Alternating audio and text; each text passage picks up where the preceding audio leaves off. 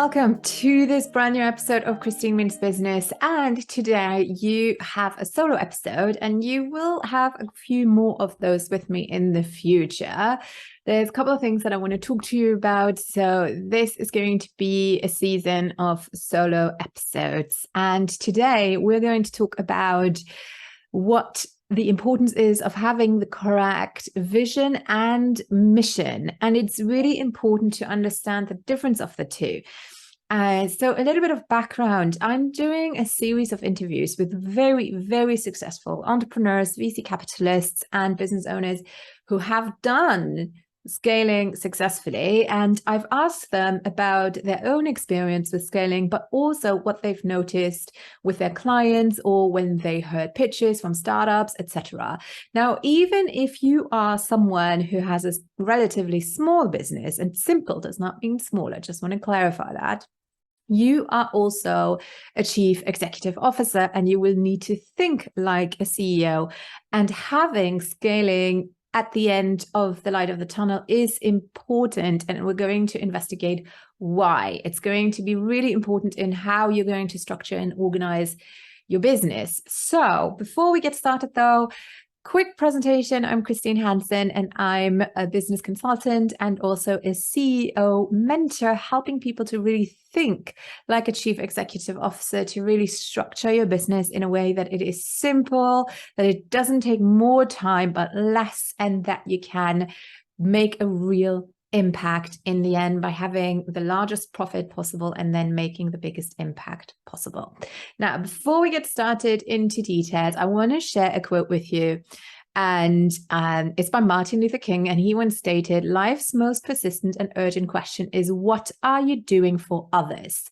Now, when it comes to leadership or business building, especially in times of crisis, guiding people with a purpose will always make actions more relevant. Now, it's not just guiding people, but also building an existence, helping people, hire you, buy your services because they can relate to that. Now, I'm going to continue with a second quote here, which is by Benoit Heilbronn. He is a marketing professor at the ESCP Business School, which is, by the way, the school where I'm doing my PhD at the moment. And I want to share with you what he said in one of the articles, because I think it's really important. In an era when change happens fast and creates new normals regularly, that's exactly where we're in. Being able to lead and create with purpose rather than with mere authority is key to adapting and thriving. It is a way of understanding how business can positively affect the lives of individuals and societies, which is the paradigm of the transformative economy. Now, here's the next sentence, which even if you think it doesn't relate to you, think again. This is important because, unlike human beings, organizations must constantly justify their existence in order to remain, explains Benoit Heilbronn. Now, the reason why I said you might think this may not, be relevant to you is because sometimes, or often actually, when I ask people why they chose to go into business, it's because, they wanted to have more time for their family, etc., etc. And all of those are great ideas. However, I want to remind you that business is not easy. It is, you need a lot of resilience, and you need to have continuous motivation. And that is where vision and mission comes in. What is the difference though? So a lot of the time, and this is I've got from an interview with Frank Beckmann. He is a venture capitalist, an advisor, an investor. And he told me that when he gets pitches, one of the things that he notices a lot is that there is a lot of vision. So in terms of people know how big it's going to be, how much money it's going to make, have an idea of the pathway to go there. But what is lacking, that is the mission. And the mission is really what ultimately drives you. Why is it important to have that mission? Well, we just heard a couple of quotes, but it's really to really drill it home. If you don't have a mission, it's not only difficult for other people to believe in your business, it's also difficult for yourself to stay motivated at times. So if you have a dip and you know why you're doing something, it's easier to get out of that dip. An example is My mission actually has nothing to do with my business or with people. My mission is based on animals. I am very passionate about poaching, negatively passionate about poaching in a way. So illegal hunting of mainly elephants, but it could also be any other animals that are hunted down close to extinction for trophy hunters or anything that's just mainly greed, let's be honest. Even if it's for medicinal reasons, it usually is forbidden, and then there is a black market for it, and hence people are paid a lot. So it's always greed. And in my opinion, money is neutral. It really depends on who the steward of that money is. So I want to be a steward for money to do good in the world, fighting money with money in a way. I really want to make profits, huge profits, so that I can invest those in the impact, which means anti-poaching initiatives. That is my mission. So if I ever get, and it doesn't necessarily have a direct link to what I do, and yet it also does. And I will tell you about that in a minute.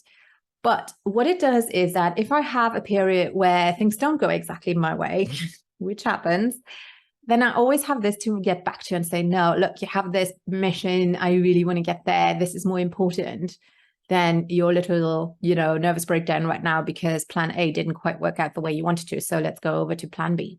That resilience is something that will come with time, I feel, and with maturity, and when you learn to put your ego aside sometimes. Now, the question I get most of the time is, can your mission or your vision, not necessarily, but your mission, can it be too big? Now, it really depends, in my opinion, on what your mission is based on. Is it based on your own beliefs, first of all, on your own deep values, or did you pick it up somewhere else? And why would I say that? Vision or mission of success, how you define success, what you define as the most important, could be something that you inherited from your parents, from your society. It could also be something that you picked up in the market. In the digital coaching world in particular, you have the multiple six figures. By now, it's 7 figures. Like the copywriters are now talking about 7 figures, not 6 figures anymore. And not everyone needs 7 figures, to be honest. But obviously, if you want to, that's fine. But then what often happens is that belief is actually not your core motivation. It's not like, what would you be doing with it? It's not that meaningful in the end. Because you get financial freedom and time for your family with multiple 6 figures. You wouldn't need 7 figures for that, to be honest, if you have a regular, normal, even luxurious lifestyle. So there needs to be something more there. And then what comes with it as well is the time frame. So if you ask me, can it be too big? Yes. If you have an unrealistic goal, a pure financial goal with an unrealistic timeline, that is just not going to happen because it takes momentum, and momentum takes time, even with the best consultants in the world, then I could say, yes, it's too big, and it can lead to more frustration than anything else. However, if it is based on value meaning, for me, it's a poaching, like really going against corruption. It's just deep to my heart. But it could also be you want to support a certain community. You want to support education globally. You want to support civil rights of a certain group of people. You want to support science, maybe, or you want to support the environment, whatever it is, something that's deeply going to the core, then I would say no. It cannot be too big because it's going to drive you. It's going to motivate you. Now, let's look at the other side of the medal, which would be, is it too small? And there I would say absolutely yes. A lot of people have a vision that is way too limited and too small. And I love you, but only doing this because you want to be free, because you want to have more time for your family, it's most likely not going to be enough to really keep you at the game of this. It's valid, yes, but is it enough? Most likely not. Not if you want to have a true impact. So it's going to make it more difficult for you to think on a larger scale. It doesn't mean that I want you to think in the mode of a startup that wants to, get a really high evaluation and sell. But I want you to think in a way, if you really, truly want to become seriously financially independent, you will need to scale at some extent if you don't want to be doing the work one-on-one, because there's only that many hours in a day. Even if you're very good at what you do and you sell at high ticket, it's not going to be possible, very difficult. You need to have that anchor in the future somehow. So can it be too small? Yes, I always encourage people to have some bigger anchor, some bigger mission in the back of their thoughts, in the back of their mind. Now, the other thing is, I don't want you to confuse small with simple. You can have a highly lucrative business that is super simple. It doesn't mean that you need to have 100 employees, offices all over the world, not at all. My specialty is actually to build simple, super simple businesses where as much as possible is automated and streamlined. Being able to do that requires leadership. It requires CEO thinking. And that is what I do with my clients. And that is what can help you to build a simple yet really powerful business that will ultimately help you to make a true impact and reach that goal. Now, the next question that I would throw out there is, does your mission make sense? Is it actually aligned with what you do? Doesn't mean that if you, like me, my ultimate mission has to do with poaching, doesn't mean that I have to work with animals, not at all. However, when I do think about my marketing collaborations, it's very clear that I will not be officially collaborating with companies that I know are either have been, where it's been proven that they have done animal experiments, or that they have been poaching, or that they are hunting for skin of animals that are endangered, all of these things.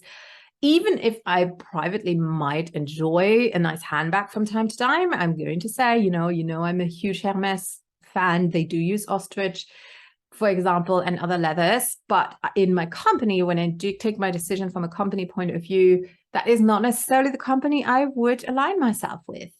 I would be very mindful of those things. So that is really something that I feel, when you then present your company to others and you stand for your values, for that element of yours that you're building, that is really important, and it's going to guide you in your marketing decision. The other thing is that really already do an audit of your company and have a look if you can actually get there. The only way that you can really make an impact is by having a big profit margin, so that you can use parts of your profits to, not revenue, but profit, to make that impact, right? To fund scholarships, to fund research, whatever, what have you. So in order to do that, you need to know how much revenue you actually need to make in order to have profit, which means you have to know your business expenses, which means you need to know what marketing efforts are actually valid, are actually working out for you. And then from there, you can design your strategy. You eliminate what isn't working, you keep what is, and then, from there, you can build a higher revenue, hence a higher profit margin. So you can create a roadmap built based on your mission. And I find those are the most successful businesses out there. And the next thing, the last thing, is, what could a roadmap look like? Any business that is built to make a big impact, to have a high profit margin, is built on automation and on streaming or streamlines, having a very clear structure with standard operation procedures and very clear key performance indicators for the people who work there. Those don't need to be employees, they can be freelancers, but using technology to outsource or to automate as much as possible is a huge key. And that is also what I do with my clients. It's really mapping out which steps are not necessary for you to do as a CEO. You're there to keep track of that path, that roadmap to its division. It's not your job to go into the nitty-gritty. So what can we automate? Where do we have to hire people? Where do we have people that don't, get to their key performance indicators and that we have to fire? No hard feelings, but we told you this is what we expect. You don't reach it, I'm sorry, but we have to part ways. that is just how it goes. And being very objective about that takes the emotion out in a way and really will help you to get there.